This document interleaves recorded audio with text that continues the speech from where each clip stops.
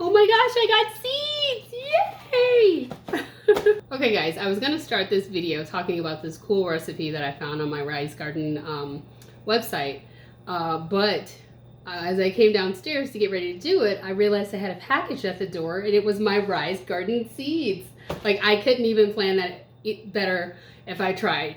But so anyways, I'm so excited. So just a quick note, when you get your unit, your Rise Garden unit, it comes with seeds, but then if you order additional seeds to go in it, they come separately in a separate package. So, and I believe I mentioned that in my first video, but I will be doing an update video on that. But I'm like over the moon that I got these seeds. So anyway, pushing that right along. Today I'll be showing you guys how to make a balsamic herb chicken.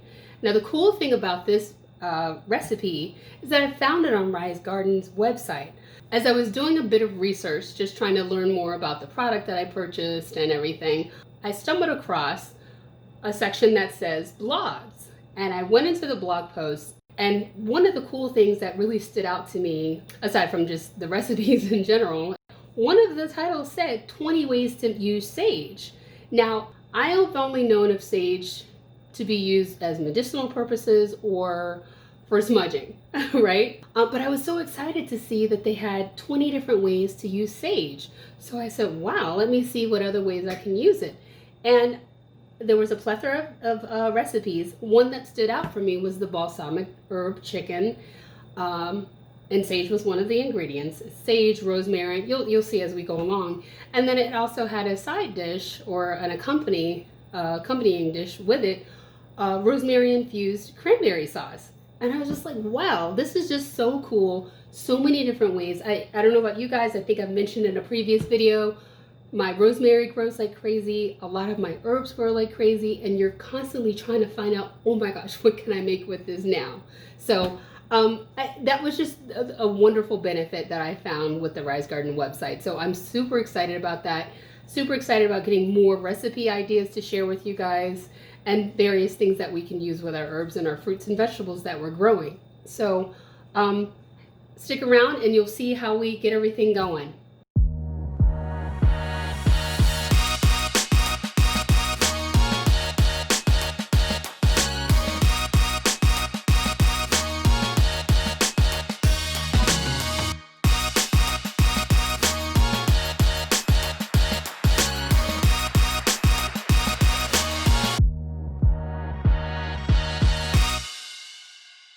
This recipe calls for about 1 pound to 1.5 pounds of chicken thighs.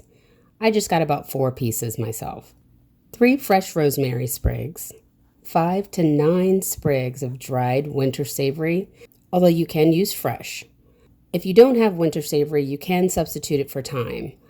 I did have thyme, but I also had summer savory, so I added that as well just to try it out. 3 leaves of fresh sage, 1/4 to 1/2 cup of olive oil, 1 to 2 tablespoons of balsamic vinegar, and 1 teaspoon of kosher salt mixed with about 1/2 teaspoon of ground pepper. To add a bit more flavor, you can also add in 1 teaspoon of minced garlic. All right, since I don't have winter savory that the recipe is calling for, I have summer savory, so I'm going to try that.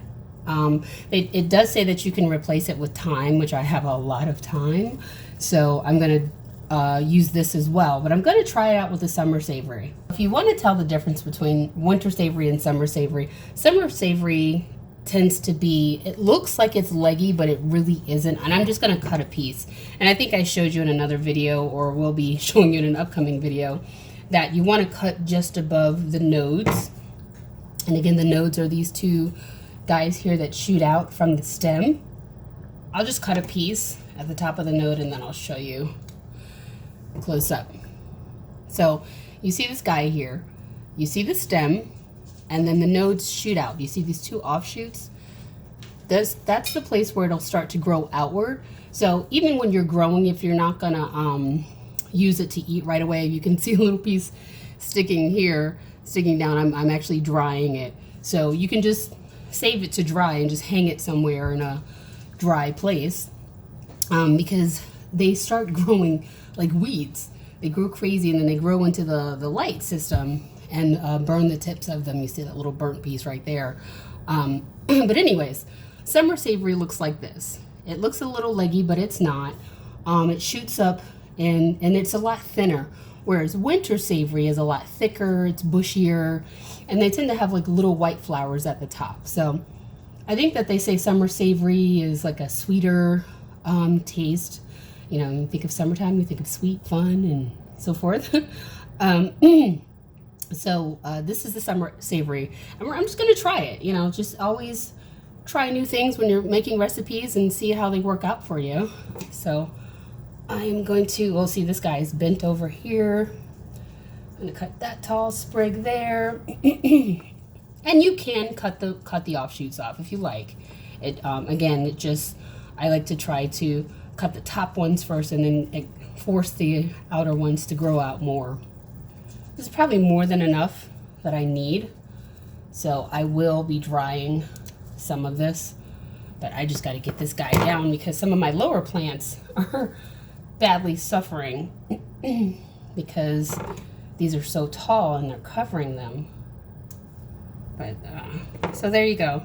This should be more than enough, and we'll just use that.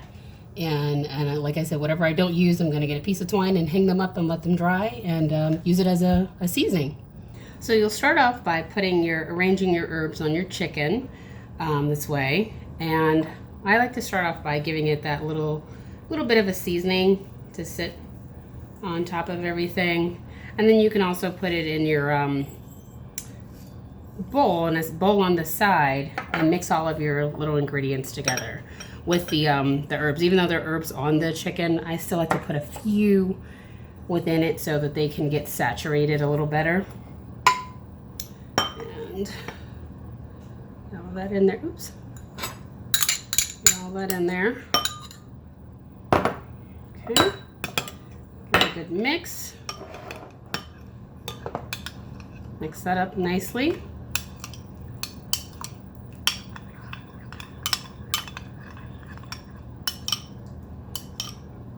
And then you're going to slowly pour it all on top of the chicken.